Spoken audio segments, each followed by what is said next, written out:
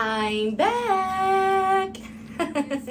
Y'all. I know y'all was not expecting to see back from little old me. Psych. I've been posting. Y'all are subscribed. You guys are watching. You know I've been posting. I've had so much going on in between getting my car, getting a new car, and making sure it's the correct car. My dog Prophet, so much going on, and I felt like I needed to come on and share something interesting with you guys.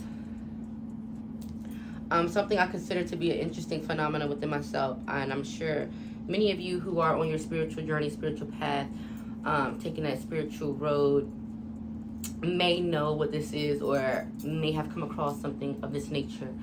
I read a little bit in Queen Afua's book, Sacred Woman. Also, I watched the podcast that she had. Let me add my microphone. My microphone, so fuck it. But I do have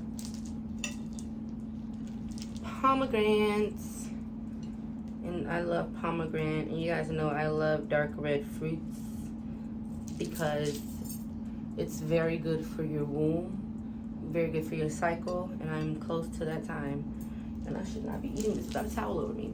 However, back to what I was saying, I was reading Queen Afua's book when she was talking about, you know, coming into that mother energy or just tapping into the energy of your mother, really connecting with her. And for those of you who don't know, my mom is deceased, so, excuse me, my mom is deceased, so when she was here on this earthly realm, me and her, we didn't have the best relationship. We had some things that we were dealing with, and one of the things that I was sharing with my sisters before my mom passed towards the end of her life, she said her little apologies to me, and she said something to me that stuck with me even now. She said, you know, I'm sorry that I put you through the things that I put you through. She said, however, you know, I feel like me and you are sisters. You know, we grew up together. And in a sense, even though to her, she might not have meant any harm when she said it, but in my mind, I said, you know, but I'm not your sister.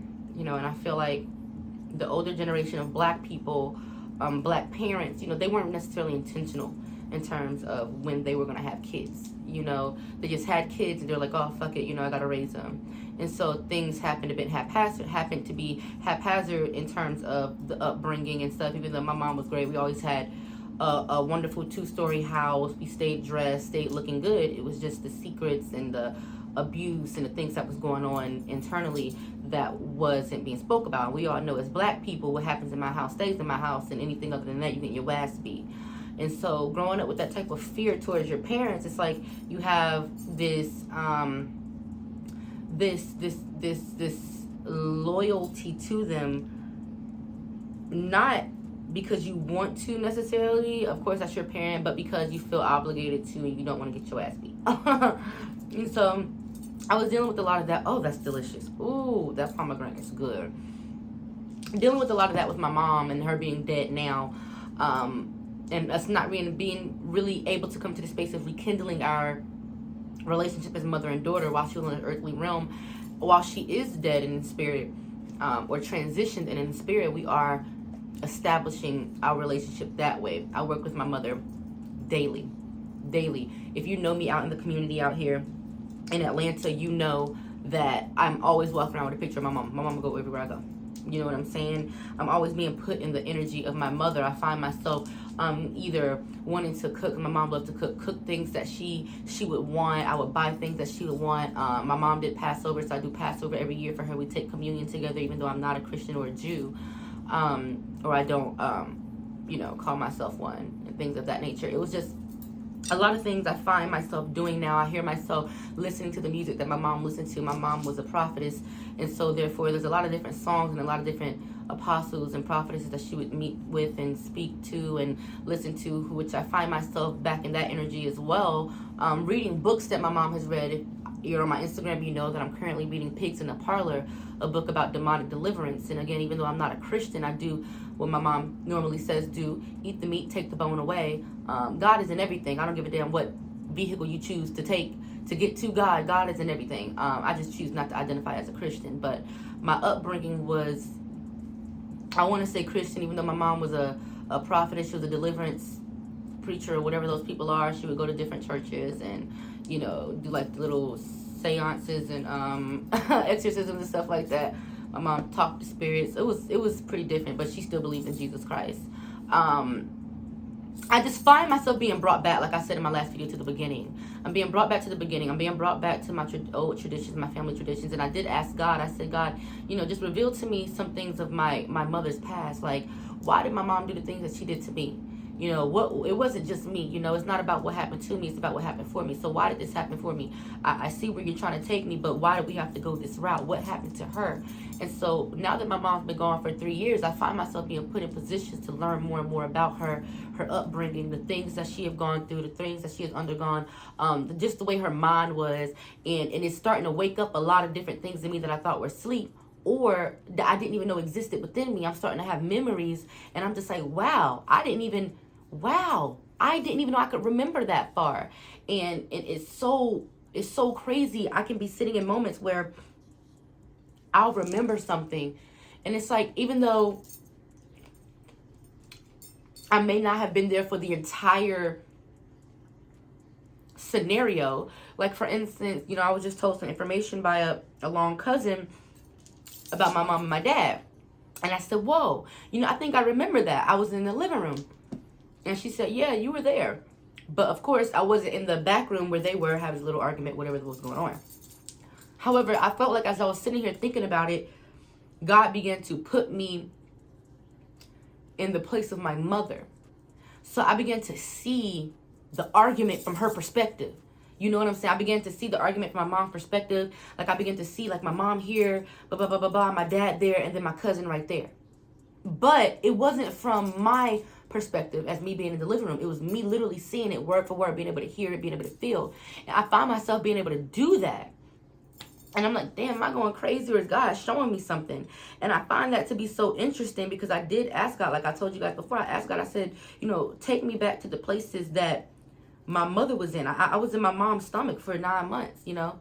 My mom didn't know she was pregnant with me until 3 weeks before she had me. I'm a miracle baby. She had hella operations and depot shots to get rid of me, and I'm still here. And not because she wanted to get rid of me, but she didn't know what was wrong. You know what I'm saying? And back then, you know, the medical industry wasn't for black women. Shit, it's still not for black women. So it's like so much going on. But I asked God to take me back to that place so that I can get a better understanding, so that I'm not operating out of a spirit of hate and unforgiveness towards my mom. Because even though, no, not now, I'm not a mother, I have to have a child. You know, I have to have a child one day. I have a niece currently. She's about to be 1. And I have to come correct. I have to come aligned, because I don't want to create a child through a womb that's still storing trauma. So if God wants to show me, and some of the stuff that I learned may be a bit disturbing, because I have to do the same thing for my father, and he's still living. And the hard part about having to do it for my father is the fact that he is still living. Because a lot of the things I may want to confront him about, I may want to get upset and say blah, blah, blah, blah, blah, this, that, the other. I step back, and I'm learning how to take that step back and say, okay, you know what? I have a bit more of an awareness than you do now than he did then when he had me. You know what I'm saying? So I have to forgive him for his indiscretions, and I have to forgive him for not having that awareness. You know, it's not his fault, because you got to think about it. His parents put him in a situation. You know what I'm saying? So, you know, I understand that over time, you know, healing occurs for certain families, for certain bloodlines. You know what I'm saying? And I'm grateful to be put in a position to where God gave me the awareness to say, hey, we're not going to continue to make this cycle. Obviously, it's detrimental. It's detrimental, and my bloodline is entirely too strong for us to continue to deal with certain things that I feel that we deal with. Certain things is very obvious sign of generational curses, which I don't mind breaking down so that I can create a better and more comfortable life for my children. And for my niece as well. My entire life is strictly... My entire life has been offered strictly for my ancestors and to my descendants. My entire being, me being on this earth, me being here right now, being able to talk, me going through everything that I go through, me getting the awareness that I have now, is strictly for the betterment of my bloodline, and that is physically and that is spiritually. It is strictly for my bloodline. It is strictly for my descendants, and it's strictly for the lifting of my ancestors, and I am okay with that. So I am open, and I've surrendered myself to God and said, God, use me as that vessel in whatever way you may feel need to. Just use me that way. You know, I'm open and I'm all the way here for it. And it's super insightful, the things that I learned. And I just remember every day and daily to continue to be grateful. But I do see myself, that spirit that my mom had, like, God damn, she was so fucking, she just knew, she could see shit. She could hear shit. Like, my mom could, it's crazy. Like, people don't understand the ties between mental health, because my mom did have some mental issues, and how closely it's connected to, like, spirit. It's like, even though she would flip personalities and stuff, she would be able to come back and, like, read you your whole life. She could read it so well. She could tell you about a person and how they look without even knowing who they are and what their name is. She could tell you their name. My mom was so powerful. And I just really, like, find myself stepping into that energy. And it's hard to explain. That's why I created this channel. Because it's hard to explain exactly the feeling. I can just tell you what I see. I can tell you what I hear. Excuse me. I can tell you what I go through. But it's a matter of whether you've gone through it or not. And do you believe me?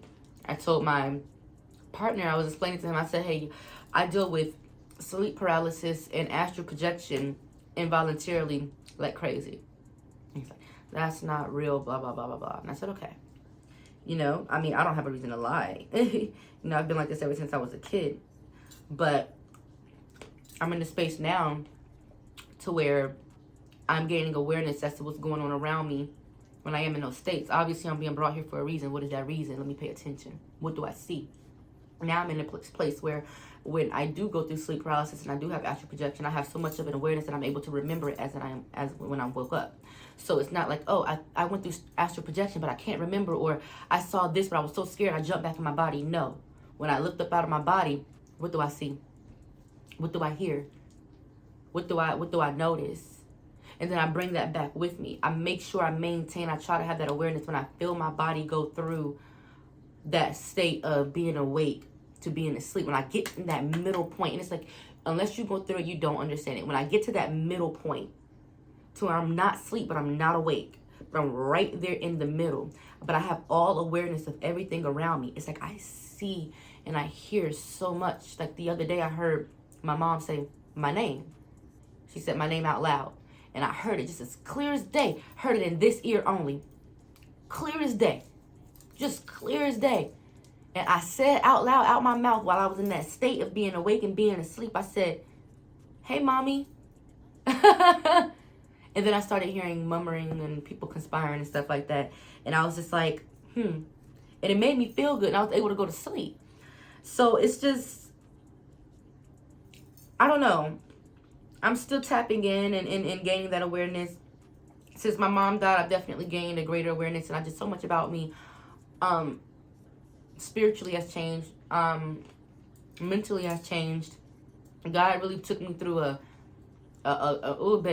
mental crisis. You know, like God took me to fuck through it. You know, I mean, when I say through it, I mean, last summer, I've always dealt with certain issues mentally. But last summer, I felt like, you know, I told God, I said, hey, look. I'm going to give it to you. I'm going to give it to you straight up like this, you know. I fuck with you. I don't know what type of contract you and I signed, you know, at the beginning of my life before I came onto this realm. However, we're going to have to go over it again because I didn't sign up for this shit. And either you fix it or I'm going to fix it. And you don't want me to fix it. And I had to come at God straight up like that. You know, I'm really real with my God. And I had to speak to my mom, too. I said, you know what? The same intercessor and the same prayer warrior you was here on this earth, I'm going to need you to stand up for me like that in spirit. Because I can't do this shit by myself. And when I tell you the way between God and between my mama, when I tell you they came together for me, and they tore down some walls, and they broke down some barriers, and they broke some chains, and they broke some ties and some connections that I had to some people, some things, some habits, like crazy. And I mean, this shit started happening rapidly, but every time something failed, something came up as well. And when I say something came up that was for my better good. And I literally had to put my face first. I had to put my face in the motherfucking gravel. I had to talk to God. I had to bow down. Listen, God, I surrender all. I surrender all. Because at this point, and I got through that stage, and it's just thinking back on it, I'm sitting here and I'm just like, damn, like, I really overcame it. But going through it taught me how to overcome different things without me having to go through those situations. And it's just like, oh. I don't know. I don't know. Like, it's so fucking crazy. It's so fucking crazy. But yeah, thanks for my rant. I will be on Sunday posting another Sacred Woman talk for you all. Until then,